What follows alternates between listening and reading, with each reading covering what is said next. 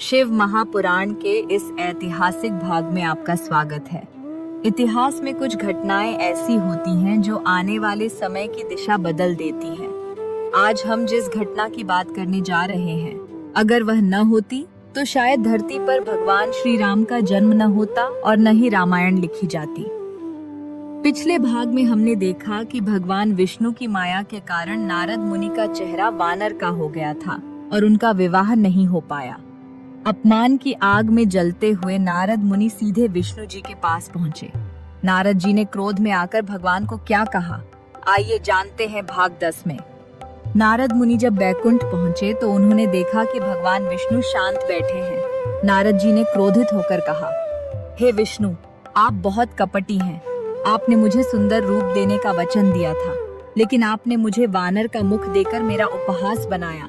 आपने मेरी प्रेमिका को मुझसे छीन लिया।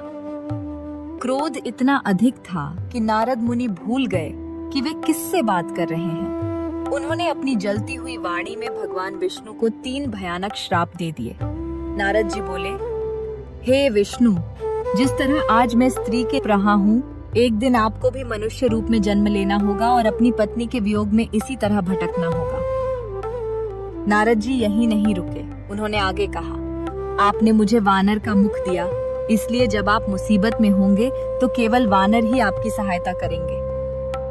यही वह श्राप था जिसके कारण भगवान विष्णु को राम अवतार लेना हुआ और उन्हें माता सीता की खोज में वानरों की मदद लेनी हुई। भगवान विष्णु ने नारद जी के इन वचनों को सिर झुकाकर स्वीकार किया। उन्होंने कहा, हे देवर्षि, आपकी वाणी सत्य हो। और तभी भगवान ने अपनी माया हटा ली।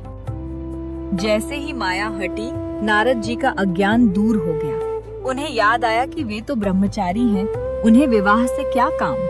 उन्हें एहसास हुआ कि विष्णु जी ने यह सब उनका अहंकार मिटाने के लिए किया था। नारद मुनि को अपनी गलती पर बहुत पछतावा हुआ। वे रोते हुए भगवान के चरणों में गिर गए।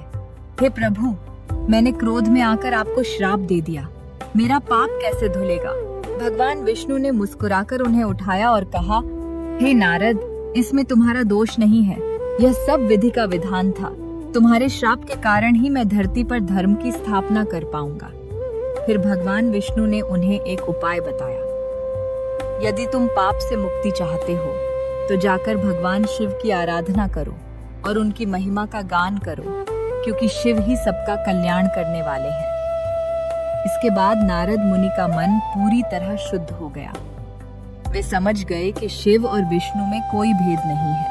फिर नारद जी ने अपने पिता ब्रह्मा जी के पास जाकर उनसे भगवान शिव के वास्तविक स्वरूप के बारे में प्रश्न किए। ब्रह्मा जी ने नारद को बताया कि कैसे इस सृष्टि के आरंभ में भगवान शिव सदाशिव रूप में प्रकट हुए। लेकिन दोस्तों, एक प्रश्न अभी भी बाकी है। आखिर वह शक्ति कौन थी जो शिव से अलग होकर प्रकृति या माता पार्वती बनी। सृष्टि के आरंभ की यह अद्भुत गाथा हम जानेंगे शिव महापुराण कथा। तो दोस्तों, यह थी वह कथा जिससे हमें रामायण मिली। यह हमें सिखाती है कि क्रोध में लिया गया निर्णय हमेशा दुख देता है। अगले भाग में हम जानेंगे सृष्टि की उत्पत्ति का असली रहस्य। अगर आपको यह वीडियो ज्ञानवर्धक लगा तो लाइक करें और कमेंट में जय श्री राम या हर हर महादेव लिखें। चैनल को अभी सब्सक्राइब करें।